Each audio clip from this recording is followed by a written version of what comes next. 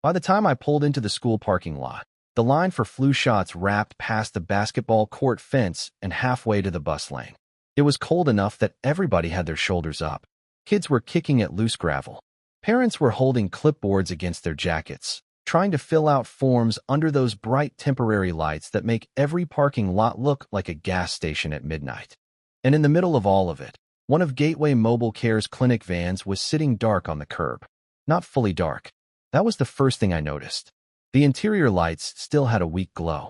The little side step still clicked when one of the nurses moved near the door.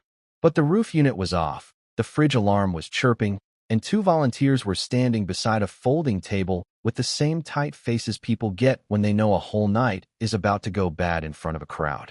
I parked my service van behind the clinic and killed the engine. A woman in a navy coat came straight at me before I even had my tool bag out. "Josh." "That's me. Dr. Iris Weller." She held out her hand, but her eyes kept flicking back to the clinic door. "Thank you for coming this fast." Her hand was cold. Her voice wasn't. That stood out. She had a clipboard tucked under one arm, a phone buzzing in her other hand, and a stack of patient forms pressed against her coat like she was trying to physically hold the night together. "I'm not a miracle worker," I said. "I didn't ask for one. I asked for someone who knows mobile power systems." That got my attention. Most people in a panic just say the fridge is broken, the generator is dead, the machine thing stopped working. She said mobile power systems like she had already been through 3 wrong answers before I got there. I looked past her at the line. How many people left?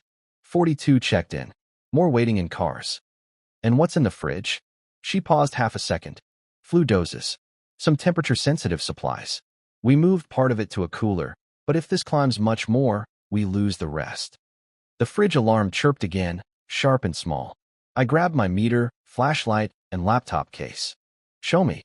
Inside the van, 2 nurses were working around each other in that cramped aisle between cabinets. One was calming a little boy on the exam bench. The other was checking a digital thermometer, like staring at it hard enough might make the number behave. The clinic smelled like coffee, sanitizer, wet coats, and warm electronics. Iris stepped in behind me. "Generator was serviced last week." "By who?" "Vendor on contract." "That doesn't answer the question." She gave me a look, but she didn't argue. "Greer's office scheduled it." "Logistics?" "Yes." I crouched by the rear cabinet and opened the access panel. The generator wasn't choking. It wasn't even working that hard. Voltage was ugly, but not dead. The transfer controller showed a fault, but the fault didn't match the sound of the unit. That bothered me. Machines usually lie in simple ways. They quit, they overheat, they shake, they spit a code that points you somewhere close enough. This van was doing something cleaner than that. Like somebody had told it exactly how much to fail. I plugged into the controller and pulled up the local logs. Iris stood over me, quiet. "You always hover?" I asked. "When 40 families are watching my clinic go dark, yes." "Fair." I went back through the event history. Main power dropped. Backup battery engaged. Fridge controller shifted to safe mode. Then the backup temperature sensor disappeared from the system 12 seconds later. Not failed. Disappeared. I leaned closer to the screen. "Who uses the old tech credential ending in 417? Iris didn't answer right away. I looked up. "Dr. Weller." That credential belonged to a technician who left 8 months ago. It was used tonight. Her face changed, but not enough. That was the second thing I noticed. Most people would have asked if I was sure. She didn't. Her jaw just set a little tighter, and she looked toward the front of the van where the nurse was still trying to keep the boy relaxed. I kept digging. The maintenance profile had been changed at 6:14 p.m., about 20 minutes before the event started. A backup sensor had been disabled. The fridge threshold had been narrowed so the unit would throw a warning faster than it should. Then the transfer controller got pushed into a reset loop that drained the backup battery, but left enough lights on to make it look random. Too neat. Too timed. I backed out of the logs and went to the physical panel. The sensor lead was still there. Nobody had ripped anything out. The setting had been changed from inside the system. "Can you save the supplies?" Iris asked. "Some." That was the honest answer. I ran a temporary line from the auxiliary battery bank, bypassed the controller, and gave the fridge a clean feed. Then I had one of the nurses move only the supplies still inside range into the working compartment. The rest had to be marked and set aside. Iris didn't fight me on it. She just nodded once and told the nurse, "Do it exactly how he says." Outside, the crowd was getting restless. A man in a red hoodie came up to the folding table and asked if this was safe. A mother asked if they should take their kids home. One of the volunteers smiled too hard and said they were just checking equipment. Then I saw the guy with the camera. He was near the fence, filming the van from an angle that caught the clinic logo, the line of families, and the nurse carrying the marked supply box out the side door. He wasn't wandering over because he heard commotion. He was already framed up. Phone steady. Little clip-on mic on his jacket. I stepped down from the van and looked at Iris. "You know him?" She followed my eyes. "Local blogger. Covers city services. Sometimes schools. He got here fast. He may have been covering the drive. Maybe. But he wasn't filming the people getting helped. He was filming the failure." I went back inside and finished the bypass. The fridge compressor kicked steady after that. Low and clean, the sound I wanted. The alarm stopped. One of the nurses let out a breath like she had been holding it for 10 minutes. Iris went outside and handled the crowd herself. No big speech. No panic. She stood beside the folding table and told people they had a temporary equipment issue, that supplies had been checked, that anything outside safe range would not be used, and that no one was being rushed through just to save face. Some people left anyway. Most stayed. For the next hour, I kept one eye on the temporary feed and one eye on the blogger near the fence. He posted something before the event even ended. I saw the title flash on someone's phone while I was packing up. "Unsafe clinic van at school flu drive?" Question mark and all. The kind of question mark that lets a person pretend they didn't already decide the answer. By 10:30, the last family walked back to their car. The volunteers folded tables with numb hands. The nurses labeled the spoiled supplies and packed the good ones into backup coolers. The school custodian shut off half the parking lot lights, so everything turned dim and yellow. Iris stood by the rear of the van, finally still. I showed her the screenshots on my laptop. This wasn't a generator problem. I understand. No, I mean this wasn't even close to a normal failure. Somebody altered the profile, disabled the backup sensor, and timed it for your busiest window. She looked toward the empty line area. Paper cups rolled under a bench in the wind. "How much did we lose?" she asked. "Less than you would have." That's not what I asked. I checked the count the nurse had given me. Enough to hurt. Not enough to close you down. For the first time all night, she looked tired in a way she couldn't hide. Then her phone buzzed again. She glanced at it, didn't answer, and turned the screen toward her coat. I caught a name before it disappeared. "Mason Greer. Your logistics guy checking in?" I asked. Something like that. I shut my laptop slowly. There it was again. That little pause. That careful answer. I had spent years working around hospitals, mobile units, blood drives, school clinics, all of it. I knew what panic looked like. I knew what surprise looked like too. Iris Weller was worried. She was angry. She was under more pressure than she wanted anybody to see. But she was not surprised enough. I zipped my tool bag and looked straight at her. "Why do I get the feeling you called me because you already suspected this?" She held my eyes for a second. The parking lot was almost empty now. One clinic, then humming on borrowed power. One doctor with a clipboard pressed against her side. One repair guy who had just figured out he had not been called into a simple breakdown. Iris didn't deny it. Iris didn't say anything for a few seconds, and that told me more than an answer would have. The wind moved across the school parking lot and pushed a paper form against my boot. I picked it up without thinking, then handed it to her. She took it, folded it once, and slid it into the stack under her arm. "I suspected something was wrong," she said. "That's not the same as telling me before I crawled into your van. I didn't know it would happen tonight, but you thought it might happen somewhere." Her eyes moved past me to the clinic, still humming on my temporary line. "Yes." I laughed once, but it didn't have any humor in it. "Great. Josh." "No, don't do the soft voice thing. I'm not one of your donors." That landed. Her face tightened, and for a second I thought she might snap back. Instead, she looked over at the nurses loading the final boxes and lowered her voice. "I need you to come to the Fleet Yard. Tonight. Now." I stared at her. "You just admitted you pulled me into something without telling me what it was." I said I suspected something. I did not know who, I did not know how, and I did not know the system would be altered during a live clinic. "That makes it better?" "No," she said. "It makes it worse. Which is why I'm asking you to look at the rest before someone else decides what tonight means." I should have left. That was the smart move. Pack the tools, send the invoice, write one clean note that said the van had been altered by a valid credential, and keep my name away from the rest of it. But I had seen that blogger at the fence. I had seen the old credential. I had seen Iris take the hit in front of those families without using one unsafe dose or blaming her staff. And I hated a staged failure. Machines break all the time. People cheap out. People delay service. People ignore warnings until something quits in public. That kind of mess annoyed me, but at least it was honest. This wasn't honest. I shut the back of my van. Text me the address. Gateway's Fleet Yard sat behind an old produce warehouse near the river, not far from a block of repair shops and fenced lots full of work trucks. There were 4 mobile clinics lined up nose out, 2 supply trailers, 1 office trailer with the porch light flickering, and a coffee pot visible through the window that looked like it had been working harder than the staff. A driver in a Gateway hoodie opened the gate. He looked at Iris, then at me, then back at Iris like he wasn't sure if I was allowed to exist. "He's with me," she said.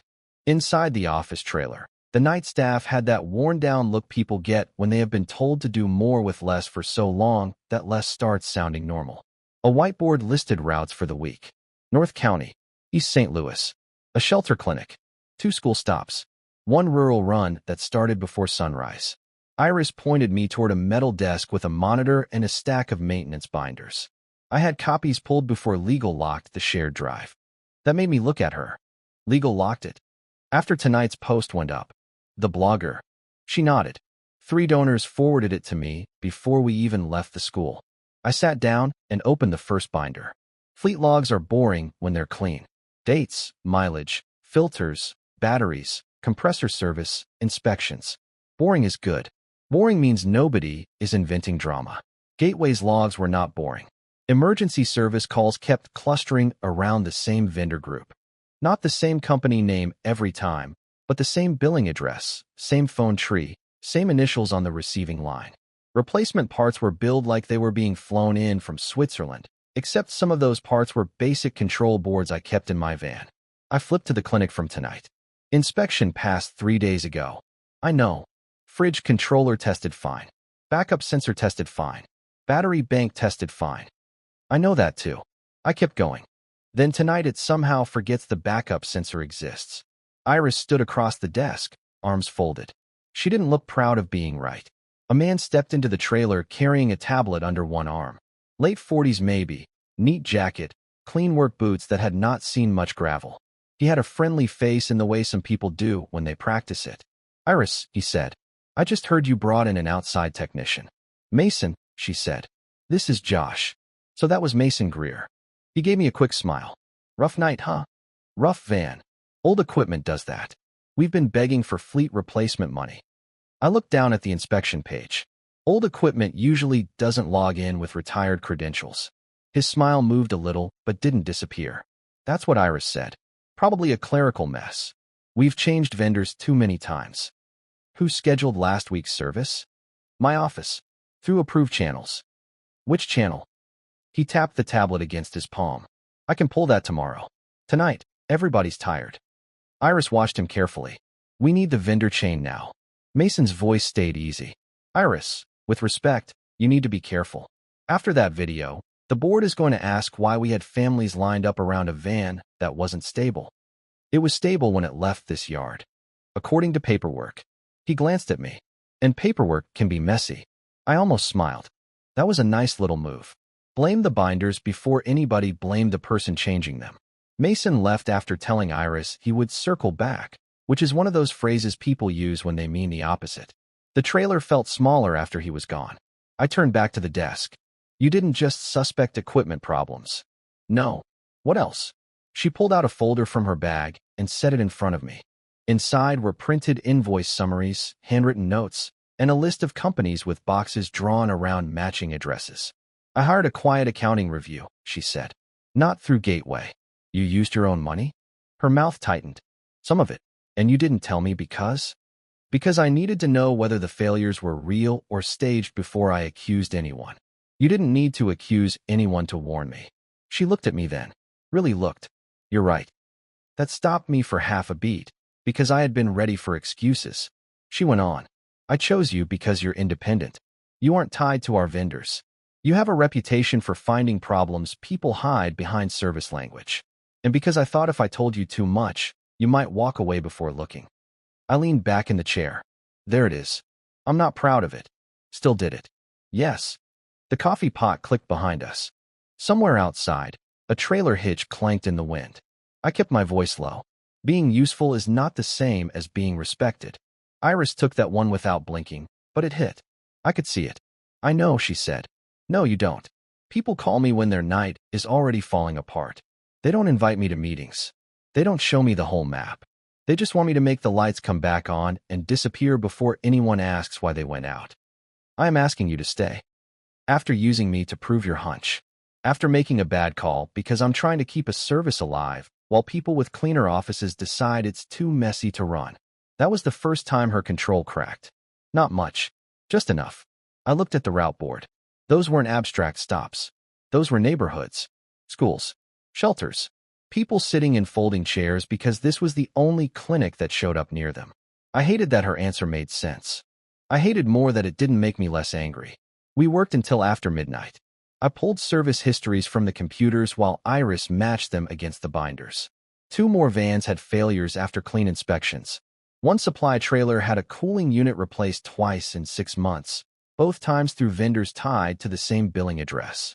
A mobile exam light was marked non-reparable and replaced for a ridiculous amount, even though the part number showed a simple power module. Then I found a storage yard notation for retired refrigeration units. Where's this place? I asked. South Broadway. We store old equipment there until disposal. Let's go. You want to go now? I want to see them before tomorrow gives someone time to clean. The yard guard barely looked up when Iris showed her ID. We walked between old vans, dented cabinets, broken exam tables wrapped in plastic, and pallets of equipment that had been tagged for auction. My flashlight swept over 3 clinic refrigeration units lined against a fence. The first cereal plate looked fresh. Too fresh. I crouched and rubbed the edge with my thumb. This was swapped. Iris bent beside me, close enough that her shoulder brushed mine. She smelled like cold air and coffee. For 1 second I noticed that more than I wanted to. Then I pointed to the maintenance sticker. Wrong adhesive. Wrong wear. This sticker's newer than the unit. We checked the others. Same thing. 2 missing asset tags. 1 plate that belonged to a unit listed as still active in van 3. Iris stood slowly. So they're moving identities around. Or making dead equipment look like it came from working vans. Or making working vans look worse than they are. Her phone buzzed again. This time she answered. I could only hear her sigh. Nadia, slow down. Who asked you that? When? No, don't send anything from your work account. Write it down and keep it with you. She ended the call and looked at me. That was Nadia Shaw, my nurse coordinator. She said a man from Cobalt Reach asked one of our drivers about route volume, patient counts, and grant reporting. I knew the name. Everyone around Mobile Health had heard it lately. Private health services company. Clean brochures. Big promises. Always talking about efficiency like people were boxes on a loading dock. They want your routes, I said. They want our trust, Iris said. The routes, the billing system, the grant reports, the public face. Not the obligations that come with them.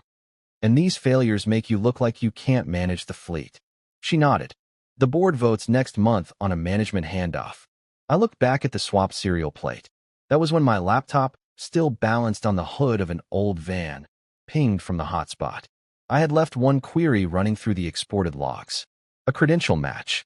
The altered maintenance profile from the school then had not just used an old technician login. The change had been routed through an internal approval layer before it hit the controller. I opened the record. User ID, M. Greer. I turned the screen toward Iris. For a moment, neither of us spoke. Then she whispered, Mason. I closed the laptop halfway and looked toward the dark rows of old equipment, suddenly aware of every shadow in that yard. Yeah, I said. And now we know why he wanted everyone to go home. Iris didn't move for a while. She just stood there in the storage yard, staring at Mason's user ID on my laptop like the screen had personally insulted her. The cold had turned her cheeks pink, and the light from the monitor made her look more tired than she had back at the school. That can't be a mistake, she asked. It can be a lot of things, I said. A mistake is not high on the list. She folded her arms tighter. Mason has access to everything. routes, service calls, vendor approvals, supply movement. Then we stop using your system. She looked at me. What? No shared drive. No gateway email. No internal work orders. If he's inside the walls, don't hand him the broom. Her mouth moved like she wanted to argue. Then she looked back at the swapped cereal plate on the old fridge unit and didn't. We spent the next 2 days working like people who had no right to be that tired. Iris called it parallel documentation. I called it keeping copies where Mason couldn't trim them. She made calls from her personal phone. I pulled logs straight from the vehicles before they could be routed through the office.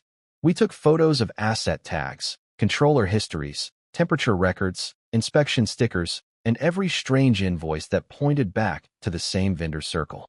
We visited an old refrigeration vendor in Afton who remembered Gateway before all the contract layers came in. Gateway used to call direct, the owner told us, leaning on a counter covered in parts catalogs. Then some new group got between us. After that, we only got overflow work. Funny thing was, half the stuff they said needed replacement could have been fixed in an hour. Do you have old quotes? Iris asked. He looked at her for a second. I got more than quotes. I got emails where I told them the emergency replacement made no sense. He printed them for her. At a municipal storage office, a clerk with purple glasses helped us match asset disposal records against Gateway's active fleet list. She didn't know she was helping expose anything. She just liked clean records, and lucky for us, Mason's people had been sloppy. Units listed as scrapped still appeared in billing notes. Parts charged to Van 2 were tied to serial numbers from a retired cooler behind the South Broadway fence. By Thursday, my service van had a dent in the passenger door that hadn't been there before. I found it outside my shop at 7 in the morning. Not a random ding. Someone had dragged something hard down the side, long and ugly, then snapped my driver's side mirror forward until the casing cracked. No note. No camera on that side of the building. Just a message. I stood there with my coffee in one hand and my keys in the other, feeling that old anger crawl up my neck. Iris pulled up 10 minutes later in a Gateway sedan. She saw the van and stopped walking. Josh, don't. I'm sorry. I said don't. She stood beside the damaged door, not touching it. This is because of me. This is because of them. And because I brought you in. I looked at her then. She didn't hide from it. That made it harder to stay mad in the clean, easy way I wanted. You still should have told me, I said. I know. The words came out quiet, but not weak. Before I could answer, her phone rang. She checked the screen and went stiff. What now? A surprise inspection. Gateway's yard was already crowded when we got there. 2 state health inspectors stood near Van 3 with tablets. Mason was by the office trailer, looking concerned in that polished way of his. Nadia Shaw, the nurse coordinator Iris had mentioned, stood on the steps with a box of patient route folders against her hip. Nadia was short, sharp-eyed, and looked at me like she had already decided I was trouble. You the repair guy? She asked. That depends who's asking. The nurse who has to work inside whatever you touch. Then yes. She didn't smile. Great. Iris walked straight to the inspectors. What's the complaint? One of them said, anonymous report of unstable cold chain practices and unverified supply transport. Mason sighed softly. This is exactly what I was worried about. I almost told him where to put his worry, but Iris beat me with something better. Then we'll verify it. She stayed calm. Too calm for Mason's taste. I could see it. He expected scrambling. Instead, she had me pull raw temperature logs from the vans while Nadia brought paper route records from her own locked cabinet. Not the shared drive. Not Mason's tablet. Real copies with nurse initials and cooler readings. The inspection took 2 hours. We passed. Not perfectly, not with applause, but we passed. The cold chain records held. The backup readings matched. The inspectors left with copies and said they would follow up. Mason smiled like this was all good news. By lunch, Iris was placed on administrative leave. The board email hit while we were sitting in a church basement at St. Bridget's, sorting route sheets on a folding table beside stacked donation boxes and a half-empty coffee urn. The reason was pending review of vendor irregularities and operational risk. She read it once. Then she set the phone down. Nadia grabbed it before I could. They're blaming you? They're saying pending review. That means blaming you with nicer shoes. Iris leaned back in the metal chair. For the first time since I met her, she looked knocked sideways. Mason had leaked selected documents. Approvals with Iris's name at the top. Vendor pathways clipped out of context. Route expansions made to look reckless. Anything that made her seem like the young director who moved too fast and broke the fleet. I looked through the packet Nadia had printed. This is defensive, I said. Iris turned toward me. Whoever did this is scared, I said. People don't leak chopped up paper unless the full stack hurts them. Nadia looked at me with slightly less dislike. You sure? No. But I've fixed enough bad wiring to know when someone is trying to hide the burn mark. That afternoon, Nadia joined us for real. She brought patient route records, staff texts, supply check sheets, and notes from nurses who had been pressured to call equipment unreliable, even when it wasn't. She also brought names. Drivers who saw Cobalt reach people near the yard. Staff who got asked strange questions about route volume. A volunteer who heard Mason say the transition would be cleaner after one more public stumble. One more public stumble, Iris repeated. Nadia nodded. That's what she heard. The next morning, we found out what that meant. We were supposed to send a supply trailer out on a rural route before sunrise. I got there early because I didn't trust anything with wheels anymore. The yard was quiet. Frost on the hitches. One driver warming his hands around gas station coffee. I crouched by the trailer tires with my flashlight. At first, I saw nothing. Then the beam caught a wet line on the inside of the frame. I reached in, touched it, and smelled the fluid. Don't move this trailer, I said. The driver froze halfway into the cab. I slid farther under and found the line. Cut clean. Not cracked. Not rubbed through. Cut. For a few seconds, nobody spoke. Even Nadia, who had just walked up behind Iris, went silent. Iris looked down at me under the trailer. How bad? If this had gone out loaded, it might not have shown up until the first hard stop. Her face went pale in the gray morning light. That changed everything. Before, this had been records, money, public embarrassment, control. Ugly, but still something people could pretend was paperwork. A cut brake line meant someone had stopped caring who got hurt. Iris stepped away, one hand over her mouth, then turned back fast like she was angry at herself for needing even that second. We take it to the state investigator, she said. Not through Gateway, Nadia said. No, Iris answered. Direct. By that evening, we were in a state office downtown with a health investigator named Paul Haskins, a man who listened more than he talked and took notes without reacting. We laid out everything in order. The school van profile change, the disabled sensor, Mason's access trail, the repeated emergency vendors, the swapped serial plates, the inflated repair invoices, the altered route data, Nadia's staff notes, the inspection complaint, the cut brake line, with photos and the trailer secured. Haskins didn't promise us a dramatic takedown. People in real offices never do.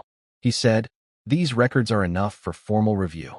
Iris looked disappointed for half a second. I didn't. Formal review meant the paper was no longer just ours. Outside, on the sidewalk, Nadia zipped her coat and said, St. Bridget's Health Day is Saturday. Cobalt Reach people are coming. Mason too. Iris looked at me. That's the public stumble, I said. Nadia nodded. Big crowd. Press. Donors. Church gym full of families. If a van fails there, they'll say Gateway is finished. Iris looked down the street, toward the traffic and the cold evening light. Then it doesn't fail. No, I said. It tries to fail, and we show everyone who pushed it. Saturday morning, I got to St. Bridget's before sunrise.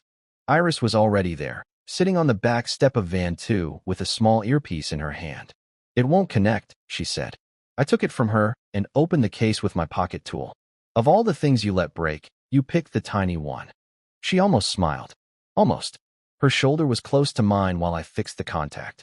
Too close for me not to notice. Her hair was tucked into her coat collar, and there was a tired softness in her face that she never let the staff see. I dragged you into this, she said. You did. And you stayed angry. I'm still angry. But you stayed. I clicked the earpiece back together and placed it in her palm.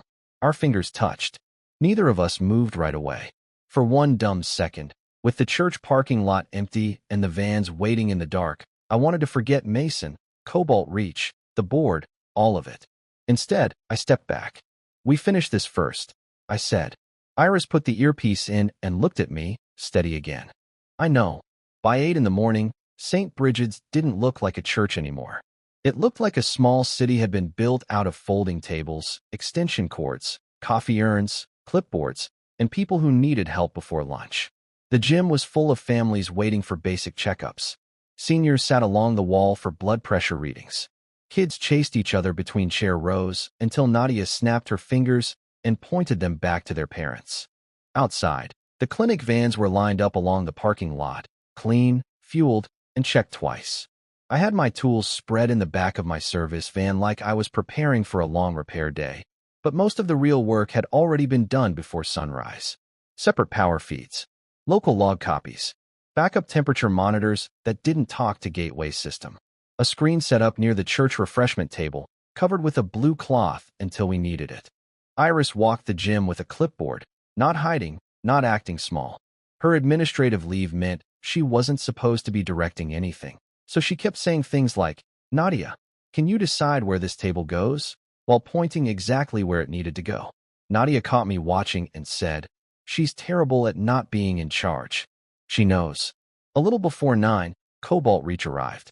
3 of them came in together, all clean coats and careful smiles. They shook hands with the church coordinator, smiled at the cameras, and stood near the side wall like people waiting for a property tour. Mason Greer walked in behind them, wearing a Gateway badge and a face full of fake concern. He saw me by the vans and slowed down. "Josh," he said, "still hanging around? Hard to leave when things keep breaking." His smile was thin. "Old equipment, right?" Something like that. He looked past me at Iris through the gym doors. "Today needs to go smoothly. For everyone's sake." "Then I guess we're on the same side." He didn't like that answer. For the first hour, everything worked. Van 2 handled intake overflow. Van 3 ran screenings. The fridge temps held steady. Nadia moved nurses where they were needed. The church volunteers kept coffee going. Patients came in, got checked, got forms, got answers, and left with the kind of relief that doesn't make headlines but matters more than any board report. Then my tablet buzzed. Fake alert. Not from the fridge. Not from the generator. Not from any sensor physically inside Van 2. It came from a maintenance profile sitting above the system, trying to tell the dashboard the fridge had fallen outside range. I looked across the parking lot at Iris. She touched the earpiece once. "You see it?" she asked. "I see it." "Real?" "No. Spoofed profile. Same pattern, cleaner this time." Inside the gym, Mason had already stepped toward one of the Cobalt Reach people. Too quick. Just like the blogger in the school parking lot. I grabbed my laptop and walked in through the side door.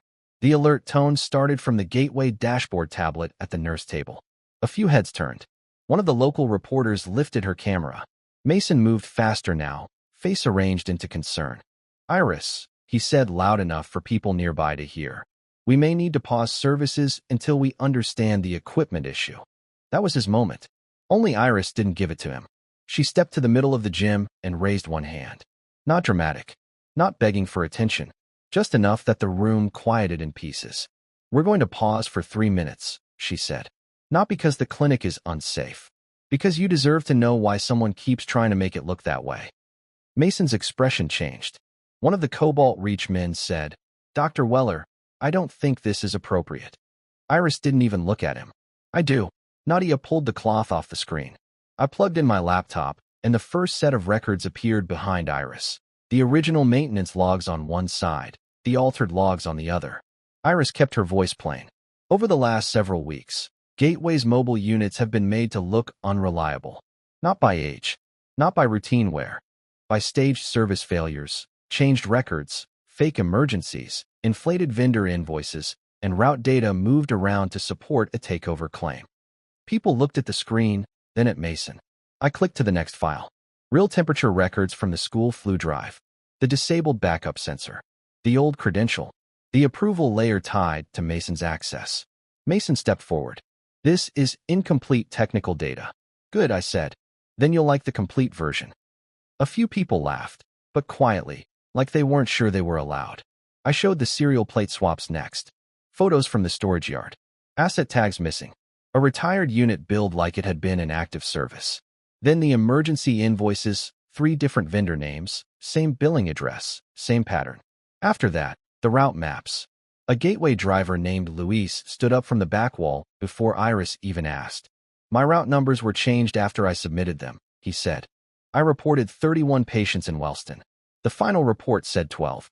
Made it look like the stop wasn't worth keeping." The church coordinator, Mrs. Smoke, raised her hand from the coffee table. Gateway has been here twice a month for years. They show up when bigger groups don't. Another patient spoke from the chair row. Then another. Not speeches. Just plain facts. Who came to their shelter? Who brought refills? Who checked on seniors when buses weren't running? Nadia stepped beside Iris. Staff were pressured to blame Dr. Weller for equipment problems we knew were not normal. Some of us kept paper copies because we didn't trust the system anymore. That one hit hard. Mason looked toward the Cobalt Reach group, but they were already creating distance. One of them was on the phone. Another was staring at the exit like the door had become very interesting. Then Paul Haskins, the state investigator, walked in from the side aisle. He didn't make a show of it. He just stood near the front and said, "The records shown here have been submitted for official review. Gateway's cold chain documentation for today has also been independently verified." Mason's face went flat. The room understood enough. Maybe not every log, not every invoice trail, not every technical detail. But they understood the simple part. Someone had tried to make the clinics fail in front of the people who needed them. And today, the clinic had not failed. The takeover proposal was paused before noon. Nobody announced it from a stage. It came through phone calls, whispered updates, and one Cobalt Reach representative leaving so fast he almost forgot his coat. Mason was escorted out by two board members who suddenly looked like they had never fully trusted him. By 2 o'clock, the gym was running again. Blood pressure checks, intake forms, kids asking for stickers, nurses calling names, coffee getting weak. Real life, moving forward. Iris didn't celebrate. She worked. That was the thing about her. Even after all that, she went right back to helping a woman find the right table for prescription assistance. 3 weeks later, she resigned. Not because she lost, because she refused to go back as the clean face of the same broken structure. The old board wanted her quiet, grateful, and camera-ready. She gave them one polite letter and walked out with Nadia, 2 drivers, 3 nurses, and half the volunteers. Gateway didn't disappear. It got smaller first, then cleaner. The new cooperative started in the back office of St. Bridget's with donated desks, public route boards, staff oversight, independent audits, and no vendor getting near the fleet without a second set of eyes. It wasn't fancy. It was honest. I told myself I was done after the crisis. That was what I did. Fix the failure. Pack the tools. Leave before anybody started calling it something else. On the first day of the new route, I was loading my socket set into the van when Iris found me in the church parking lot. No clipboard this time. Just a coat, tired eyes, and that steady look that had gotten me into trouble from the start. "You leaving?" she asked. "That was the plan. You always do that." "Usually." She nodded like she had expected it. She didn't step closer. Didn't make it easy on me. "I'm not asking you to rescue anything," she said. "I'm offering you a real technical partnership. Fleet design, maintenance authority, safety systems nobody can quietly hijack. You'd answer to the cooperative, not Mason's ghost, not donors, not some vendor chain." I looked at the vans lined up by the curb. One of them started clean on the first turn. The fridge monitor held steady. Nadia was already running intake under a pop-up tent, telling a volunteer where to put the forms. "I'm tired of being called only when things break," I said. Iris looked at the van, then back at me. "Then help me build something that doesn't." Write in the comments. Would you stay and build the new clinic system with Iris after she used your skills before telling you the full truth? Or would that broken trust be too much? That should have sounded impossible. Everything breaks eventually. Wires loosen. Batteries age. People get careless. Systems drift. But I knew what she meant. So I shut the back doors of my service van, picked up my tool bag, and walked with her toward the clinic line. The first family was already waiting. A little girl in a pink jacket waved at Iris like she knew her. The morning was cold, the coffee was bad, and the work ahead was bigger than both of us. For once, I wasn't there because something had failed. I was there because I had chosen to stay.